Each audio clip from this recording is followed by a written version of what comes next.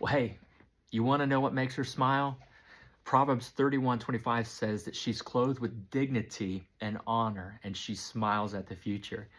The other day I was driving to Tennessee with my wife to go hang out in Pigeon Forge, and she said something to me as we were talking about some folks that were tangled up in life, and we related it to our lives. And she says, I've never felt more loved and cherished by you than in the last 10, 11, 12 years. And then in the same breath, she says something that was very painful. She says, and it was in that season before for a long time that I felt second to everything. I felt second to the ministry, to the mission, to the purpose, to your job, to your title. And I can tell you this, I loved her no less in those seasons, but I understood what she was saying.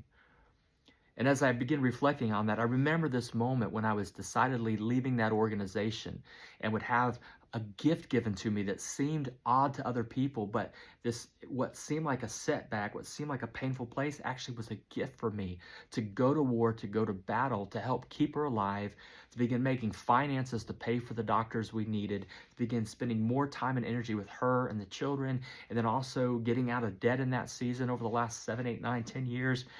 But it was in that moment that I realized that when I stood before the doctor, I wanted to take the cancer. Because Jesus said that we're to lay our lives down for our wives like Christ has the church. And so I'm thinking, I want to die for her. Give me the cancer. Let me stand in the way of the speeding train. Let me take the bullet.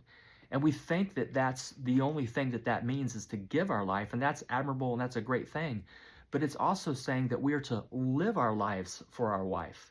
We're to actually be spent and wrung out.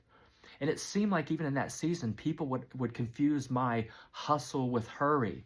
And I would say, don't confuse my rest and margin and Sabbath with being lazy. And that although Sabbath is spiritual, having this hustle, this being wrung out and spent for my wife, to lay my life down for her and my children, is very godly. And anybody that stands opposed and will not pick up arms to help me do so, you better watch out. Because I have a number one ministry as a man and as a husband.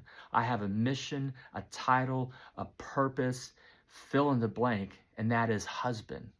That is father, grandfather, brother, friend, follower of Christ.